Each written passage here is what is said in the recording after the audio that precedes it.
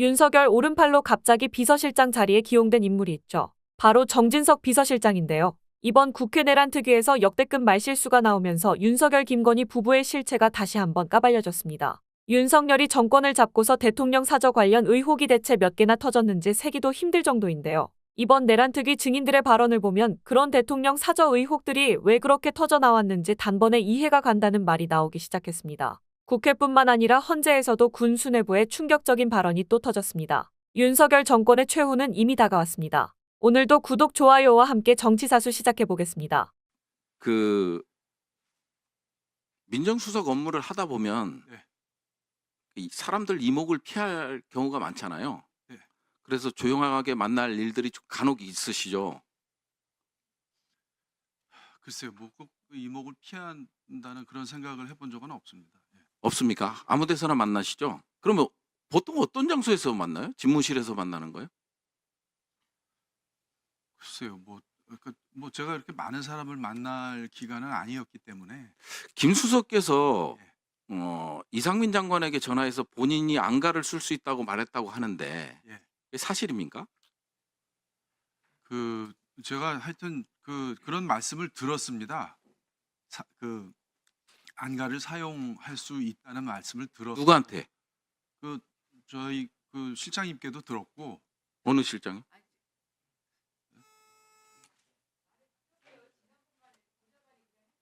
아니, 그러니까 그런 말씀을 들어서 쓸 수 있다고 해서 보좌관에게 얘기를 해서 진행을 했다, 그런 말씀을 드린 겁니다.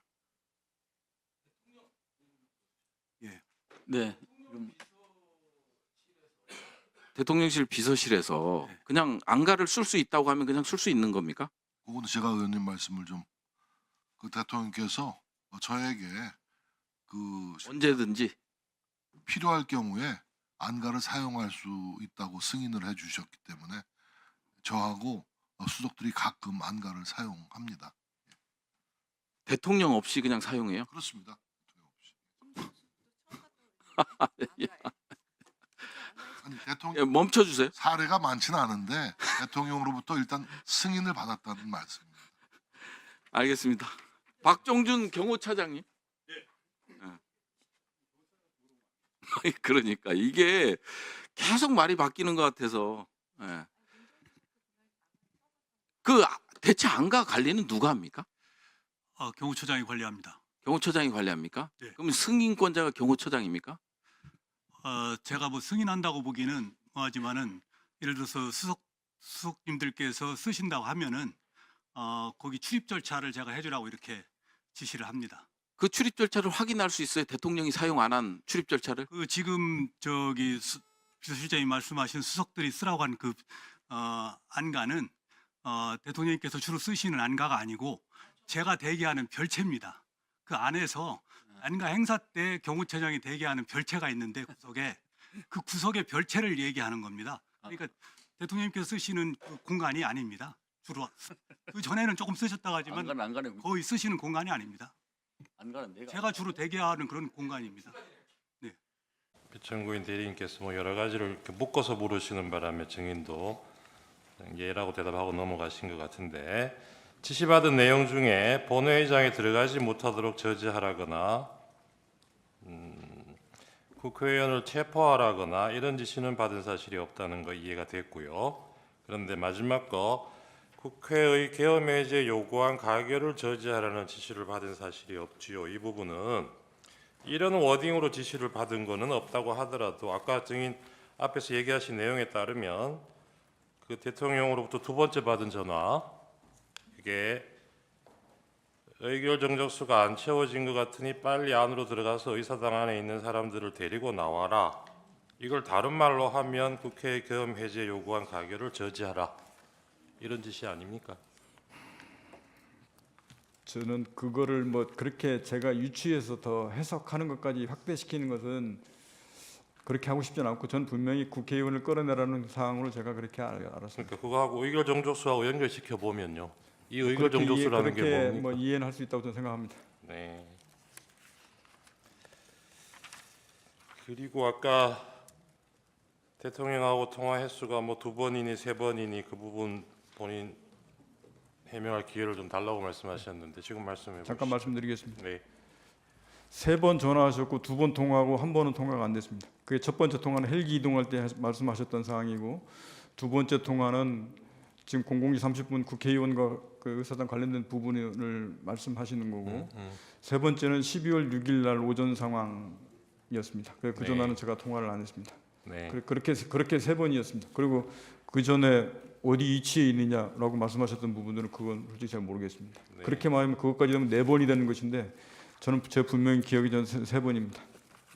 네, 알겠습니다. 그리고 통화 시각은 두 번째 통화가 증인 처음에 자수서에 정리하기로는 00시 30분으로 되어 있지 그렇게 않습니까? 제가 그렇게 썼습니다. 그렇게 기억을 하셔서 네, 정리를 하셨는데 예, 그 당시에는 아까 이미 휴대폰은 압수가 된 상태였고, 예, 그건純粋하게 제 기억으로 그렇죠. 쓴 근데 시간이었습니다. 나중에 증인 공소장에는 00시 20분으로 되어 있기는 하죠. 예, 그렇게 써져 있었습니다. 근데 그건 아마도 이 검찰에서 압수된 비아폰 통화 내용을 분석을 해보고 시간을 확인해서 00시 20분으로 특정한 게 아닌가 싶은데요. 자세한 건 모르겠으나 아마 검사 쪽에서는 이런저런 저 핸드폰 그것까지 확인해서 뭐 썼을 거라고 저는 생각은 됩니다. 네, 알겠습니다. 증인이 부여받은 임무, 그리고 증인이 부하들에게 부여해준 임무가, 아까 증인은 건물을 확보해서 경계하는 거 그렇게 말씀하셨습니다. 그렇습니다. 예, 그런데 오전에 김현태 증인은 뭐 의미가 어떤 차이가 있는지 모르겠는데 봉쇄하고 확보하는 거 이렇게 얘기를 했어요. 이게 개념적으로 다릅니까? 이게 군인들한테 설명을 하면 그 의미를 분명히 쉽게 그냥 받아들일 것인데, 네, 통상 봉쇄라는 것은 군사적 용어로 봉쇄라고 쓰는데, 봉쇄라는 이 목적을 달성하기 위해서는 그 중간에 어떤 지역을 확보하고 경계를 해야 그 봉쇄라는 게 달성됩니다. 그렇게 연계되어 있는 겁니다. 예. 그러면 건물을 확보하고 경계한다고 했을 때 이제 말하자면 이게 뭐 건물을 통제하고 출입도 통제하고 이런 개념도 포함이 돼 있을 것 같은데요. 그러면 증인이 이해했던 이 확보와 경계에는 바깥 사람들 안으로 출입을 못하게 하는 거, 그리고 그거 포함됩니까? 그것은 말씀하셨듯이 이건 어떻게 보면 이해 사람 잘못입니다. 확보 및 경계에서 봉쇄하라고 했을 때 거기에 정확하게 아까 말씀드렸듯이 어떤 것은 정확하게 해라, 어떤 것은 정확하게 하지 마라 라고 정확하게 지시가 돼야 됩니다. 그래야 그러면 이하부대가 현장에서 그게 애매하면 다시 지시를 구합니까? 어떻습니까? 통상은 이제 어느 정도 시간이 되면 네. 여유가 있으면 그럴 수도 있습니다. 근데 통상은 그거는 이제 그 판단한 그 지휘관의 몫입니다. 네. 근데 그걸 물어보는 사람이 있고 안 물어보는 사람이 있기 때문에 무조건 된다라고 할 수는 없습니다. 그러니까 이런 지시를 받고 나갔는데 막상 가보니까 그 건물 안에, 이날도 그랬지만 건물 안에도 사람이 많아요. 예. 그럼 그 사람들은 어떻게 해야 되나요? 그래서 치공지 수임단장이 확보 및 경계해서 봉쇄하라고 하다 보니 정면에서 그 출입문 봉쇄가 안 되니까 제가 알기로는 그 안쪽으로 들어가서 이제 봉쇄하려고 시도를 했던 것으로 합니다. 그래도 어찌됐든 간에 봉쇄를 하려고 그러면 출입문이 통제가 돼야 봉쇄가 되기 때문에 그 역할에 집중했었던 것 같습니다. 그 12월 6일 날 아까 나왔던 김병주 TV에 출연을 하셨다는 거죠. 예, 그리고 이날은 피청구인하고 통화 내역 2번 중에 앞에 것만 얘기를 하신 거고요. 그렇습니다. 예, 그 두 번째 얘기를 못한 이유는 아까 얼핏 설명을 하셨고, 그리고 국회에 나가서 얘기하신 게 12월 10일이죠. 12월 10날 국방위원회 가서 얘기하셨죠. 그렇습니다. 예, 그리고 그때도 오전에는 이 김병주 TV 때 얘기했던 요 내용만으로 유지를 하시다가 오후에 이제 두 번째 통화 내용에 대해서 국회에서는 그날 처음 얘기하신 거죠. 예, 그것도 말씀하신 대로 제가 그 말을 하는 게 너무 파급력이 크다라는 거를 네, 뭐 그거 이해됩니다. 그게 그런데 이해가 돼서 예. 멈칫멈칫한 게 사실입니다. 네. 그런데 국회에서는 이날 처음 얘기한 건데 사실은 그 전날 검찰에서 자수서도 내시고 조사도 받으셨잖아요. 그렇게 했습니다. 그 자수서에 이 두 번째 통화 내역이 벌써 들어가 있고 다 들어가 그 있습니다. 내용도 적어 내셨고 예, 진술하시면서도 그 내용을 다 얘기를 하셨지 않습니까? 그죠? 그렇게 했습니다. 그렇죠. 그래서 지금 상대방에서는 아직 뭐 반드시 본격적으로 묻지는 않았습니다만 12월 10일 날 그 점심 시간에 휴식 시간에 박범계 의원하고 아까 뭐 사진도 보여주면서 그때 회유를 당해서 이 진술이 오염되고 그래서 두 번째 얘기를 한 게 아니냐 이렇게 얘기하는데 그때 회유가 됐다는 거는 그 전날 검찰에서 본인이 낸 자수서하고 진술 내용하고 이 시간관계만 봐도 앞뒤가 안 맞는 얘기죠. 회유당한 게 아니고 제가 오전에 멈칫멈칫하고 말을 못하다가 점심 먹으면서 스스로 판단했던 결과라고 분명히 말씀을 드리고 도저히 이 부분들을 제가 더 감추고 말 안 한다고 넘어간다고 될 성질이 아니라고 생각을 했습니다. 네. 그래서 오후 국방위가 그 오전 열리면 답변하실 때도 아까도 화면에서도 보였는데 다른 전화 더 없었습니까라는 질문에 증인이 직답을 못 하시더라고요. 좀 멈칫하는 게 보이긴 했어요. 제가 그거 말을 해야 되나 어떻게 되나 사실 통화 사실만 인정해놓고 사실은 그때까지도 내적 고민이 좀 많았습니다. 네. 이 상황 종료되고 난 뒤에 특전사 병력이 국회에서 이제 철수를 하는데 해제 의결된 후에 그 철수는 증인 판단으로 철수 지시를 한 거죠. 그렇습니다. 대통령이나 국방부 장관으로부터 철수 지시를 받은 적이 있습니까? 철수 지시는 받지 않았고 03시부터 05분 사이에 김용현 전 장관이 비화폰 통화하면서 저한테 어떻게 하냐라고 전 장관이 물어봐서 제가 국회하고 그 선관위 세 군데 민주당사 여론조사권 임무 중지하고 철수하겠습니다라고 말씀을 드리고 나서 그 다음 철수지 이런 것도 이루어졌습니다. 네. 그 지금 끌어내라고 한 대상이 국회의원이 아니고 특전사 요원이었다. 피청구인이나 김용현 씨는 이렇게 얘기를 하고 있습니다. 그 얘기는 알고 계시죠? 예, 그런데 이게 이 두 사람으로부터 직접 지시를 받은 분이잖아요, 증인은.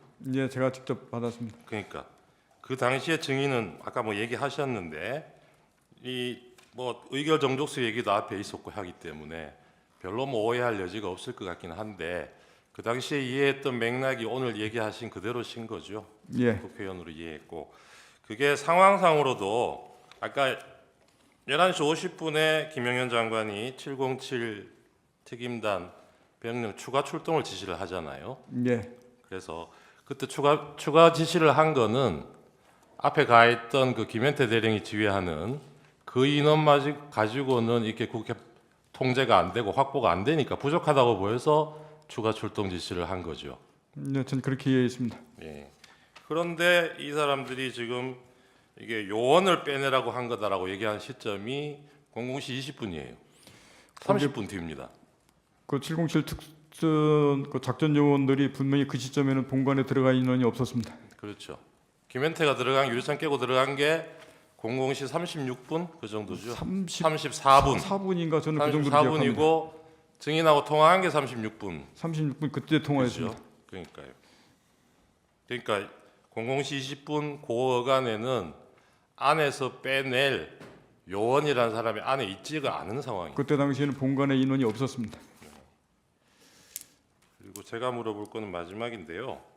이 증인은 김영은 장관으로부터 미리 들은 얘기가 있어서 아까 12월 1일 날 어디 출동해야 된다는 얘기는 들으신 상태 아닙니까? 그렇습니다. 예. 그러면 이 장관이나 대통령이 이때 계엄을 해서 국회, 선관위, 또 뭐 여론조사기관 이런 데를 군인들을 보내가지고 뭘 하려고 했다고 생각하십니까?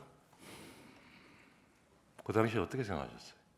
지금 결과론적으로 지금 역추적해서 제가 그 부분을 말씀드리는 건 좀 제한될 것 같고 네. 그것은 그 당시에 어떻게 그거는 생각하셨는지 시설 확보 및 경계하라고 얘기를 그냥 고지 뭐라고 그대로 하고, 그렇게만 이해를 예. 하셨어요. 근데 그거를 이어서 뭐 그다음부터는 어떠한 목적으로 그렇게 했느냐라고 하는 부분들은 지금 하시는 말씀들은 제가 비상계엄 끝나고 나서 지금 다 그런 알겠습니다. 말씀들을 예. 들었기 때문에 뭐 그것도 이해할 부분이 네. 있는 말씀입니다. 그 그런데 말씀들을 제가 거꾸로 앞으로 들고 예. 가서 얘기하는 건 아닌 것 같습니다. 그게 이제 계엄 시작할 때를 기준으로 하면 그러신데 예. 국회에 출동했잖아요. 그리고 아까 대통령으로부터 두 번째 전화를 받았을 때 의결 네. 정족수가 안 된 것 같으니 안에 있는 사람 국회의원들 끌어내라. 이 지시를 받았을 때는 이건 뭔가 아니라고 생각하셨던 거 아닙니까? 그래도 논의하면서 여러 가지 이게 가능하냐 실현 이런 부분들 따지다가 그래서 이거는 안 된다고 판단해서 중간에 들어가는 것을 멈춘 겁니다. 예, 그게 그 당시 안에 들어가 있는 이 특전사 부대원들 숫자가 얼마 되지도 않고 해서 물리적으로 어떻게 하는 게 가능했는지 어떤지도 뭐 좀 의문이 있는 상황이긴 한데 어쨌든 증인이나 증인의 그 부하들인 여단장들하고 특임대장하고 상의한 결과, 논의한 결과 이 지시는 따르기가 어렵다. 예, 분명하게 현장에 있는 그때 당시에는 제가 통화할 수 있는 건 707 특임단장이 바로 본관에 들어가 현장에 있었기 때문에 707 특임단장하고 통화할 수밖에 없었고 707 특임단장도 그거는 그렇게 안 됩니다라고 저한테 의견을 분명히 줬기 때문에 그럼 그만하자 하고 혹시 나서 그 시점에 이상현 여단장하고도 의논을 했습니까? 그 상태의 이상현 여단장은 아마 제 스피커폰으로 이 통화된 내용들 상황을 인지한 것 같고 제가 그 김현태하고 통화된 다음에 제가 그 뒤에 야 들어가면 안 돼 그만 멈추라는 통화를 제가 두세 번 통화를 했는데 그게 그때 당시에 전화가 끊기고 안 들리고 끊기고 안 들리고 해서 했던 그런 기억이 있다고 저는 국회 때도 말씀드렸습니다. 알겠습니다.